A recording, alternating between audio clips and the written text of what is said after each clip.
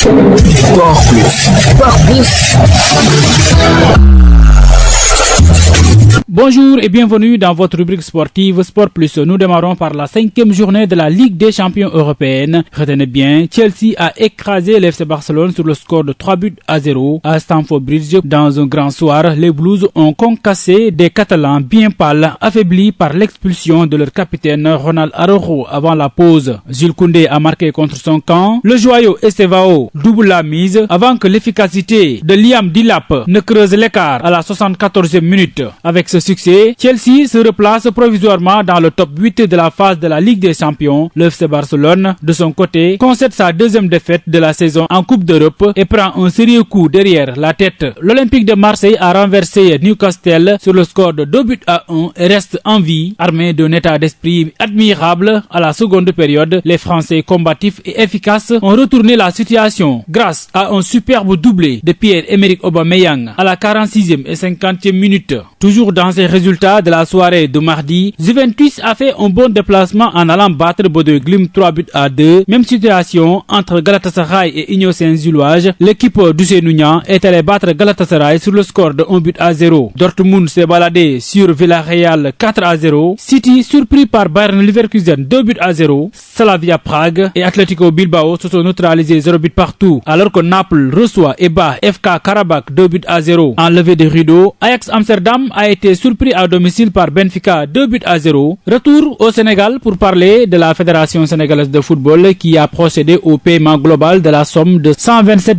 470 000 francs CFA dans le cadre de la régularisation de plusieurs engagements financiers, a informé l'instance via un communiqué mardi soir. Au moment où la polémique prend de l'ampleur sur les subventions non encore octroyées aux clubs locaux, la FSF de son côté a entamé le règlement de plusieurs engagements financiers. Mardi, l'instance dirigée par le président Abdoulaye Fall a informé du paiement d'un montant de 127 470 000 francs CFA. Elle précise que cette somme est répartie en deux paiements, à savoir 73 421 000 consacrés au règlement d'une partie des émoluments des arbitres et 54 49 000 destinés au remboursement des clubs des ligues régionales de football pour la saison 2024-2025. La fédération informe également qu'au moment de son installation, une dette de 174 millions de francs CFA a été héritée de l'ancienne équipe. La FIFA a confirmé officiellement mardi le statut de chapeau 2 du Sénégal en vue du tirage au sort de la Coupe du Monde 2026 qui se jouera aux États-Unis, Mexique et Canada. Les Lions partagent leur chapeau avec des équipes comme la Croatie, le Maroc,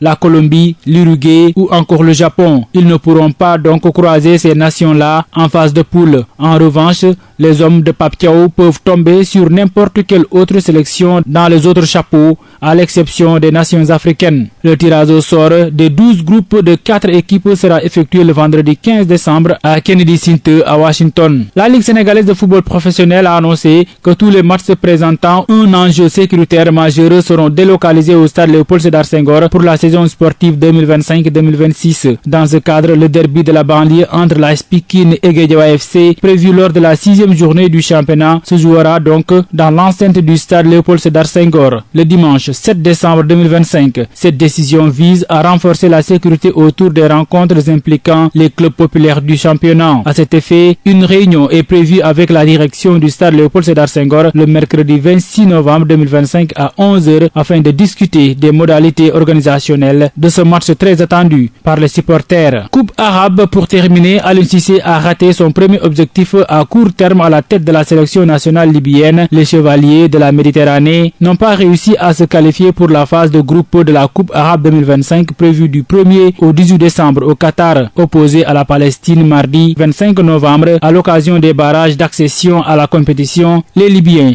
ont chuté au tir au but 4-3 après un temps réglementaire de 0 but partout. Ils ratent ainsi la qualification pour les phases finales de la Coupe arabe 2025. C'est tout pour aujourd'hui dans Sport Plus. Merci de l'avoir suivi. Rendez-vous demain pour un autre numéro.